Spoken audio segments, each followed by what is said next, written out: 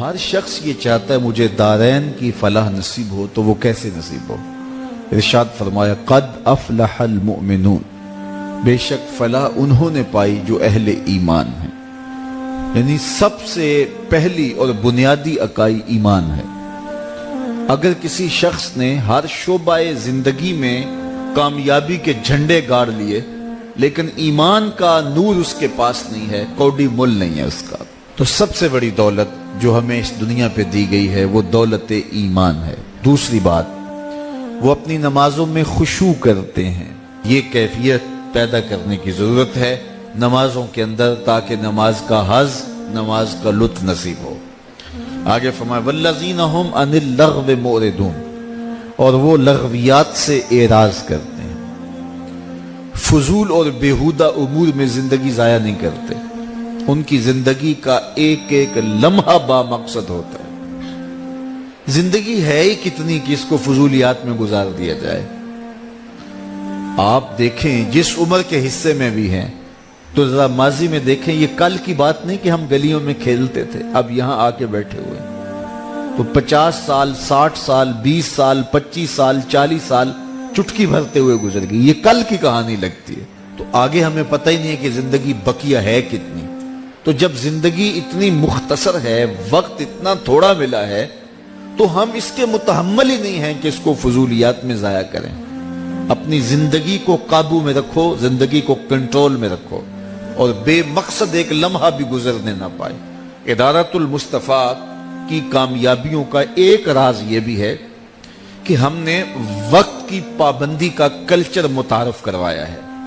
ہمارے جلسے 1.5 گھنٹے سے 2 گھنٹے سے زائد نہیں ہوتے ہیں، بڑی کانفرنس جو وہ بھی 3 گھنٹے سے زائد نہیں ہوتی ہیں۔ جو ہم ٹائم دیتے ہیں آغاز کا اور اختتام کا، اس کے مطابق ہم شروع کرتے ہیں۔ مختلف شعبہ حیات میں مصروف 3 لوگ بھی ہمارے اجتماعات میں آنے سے ہچکچاتے نہیں ہیں۔ انہیں پتہ ہے کہ جو وقت دیا ہے اس کے مطابق ہی ہم واپس آ جائیں گے، یہ نہیں کہ جا کے وہاں پھنس ہی جائیں گے۔ تو ہم اس لیے بہت ساری چیزیں اسٹیٹ سیکرٹری کو نکال دیا کہ بس ٹھیک ہے، آپ اگر کوئی 15 منٹ روزانہ میرا تعارف کرواتا ہے کہ اب آپ کے سامنے حضرت علامہ مولانا مفتی صاحب آ رہے ہیں، تو آپ تو سارے مجھے جانتے ہیں، تو اس کی ضرورت باقی نہیں رہتی۔ یہ صرف میرے نفس کی تسکین ہے جو روز پوری ہوتی ہے۔ تو میں نے کہا اس کو نکالو۔ اس طرح بعض لوگ بڑے ناراض ہو گئے کہ شاید یہ نعروں کے خلاف ہے۔ نعروں کے خلاف تو نہیں ہوں میں، لیکن ظاہر ایک سنجیدہ اور متین ماحول میں ایک بات ہونی ہے، تو ٹھیک ہے آپ جو ہے وہ شروع کریں اور بات ختم کریں۔ کوئی کچھ اجتماعات ہوتے ہیں جس میں تقاضا ہوتا ہے نعروں کا، تو وہاں جو ہے وہ آپ ضرور لگا لیجئے، اور جہاں موقع ہوتا ہے ہم خود بھی لگاتے ہیں۔ اسی طرح ہم نے جو ہے وہ خطابات لمبے کرنے، اس سے جو ہے وہ گریز کیا، اور یہ حکمت بھی ہے۔ حضرت جابر بن سمرہ فرماتے ہیں کہ میں حضور کے پیچھے نماز بھی پڑھتا تھا، خطبہ بھی سنتا تھا۔ حضور کی نماز بھی زیادہ لمبی نہیں ہوتی تھی، حضور کا خطبہ بھی زیادہ لمبا نہیں ہوتا تھا۔ اور اگر بچے ہوتے ماؤں کے ساتھ آئے ہوتے اور آقا کریم نماز پڑھا رہے ہوتے اور وہ بھی مختصر، لیکن بچے رونے لگ جاتے تو ماؤں کا دل بے چین ہو جاتا، تو حضور قرات کو اور مختصر کر دیتے۔ بتائیے حضور قرات کر رہے ہوں تو اس سے خوبصورت قرآن کون پڑھتا ہو؟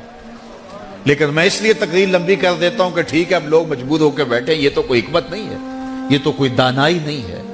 میں آپ سے ایک سادہ سا سوال کرتا ہوں، ظہر کی نماز زیادہ اہم ہے یا جمعے کی نماز زیادہ اہم ہے؟ تو آپ سب کہیں گے کہ جمعہ زیادہ اہم ہے۔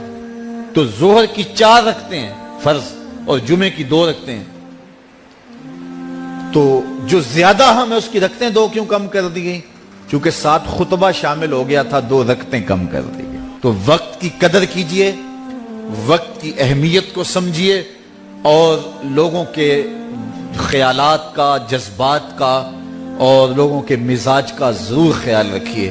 اور اگر کوئی یہ خیال نہیں رکھتا وہ دین کی حکمت سے ہی نہ آشنا ہے، دین کی حکمت سے ہی جو ہے وہ آگاہ نہیں ہے۔ تو فرمایا اگلی بات والذین ھم للزکاۃ فاعلون، اور وہ زکوٰۃ دینے کے عمل کو ادا کرتے ہیں۔ زکوٰۃ کوئی مال کا بہت حصہ نہیں ہے کہ جس کو نکالنا پڑتا ہے، یہ 40واں حصہ ہے۔ تو 40واں حصہ اللہ کی راہ میں دینے سے مال پاک ہو جاتا ہے۔ تو اپنے اموال کی زکوٰۃ دے کر کے اپنے مال کو پاک کیجئے، اور نفلی صدقہ جات بھی ادا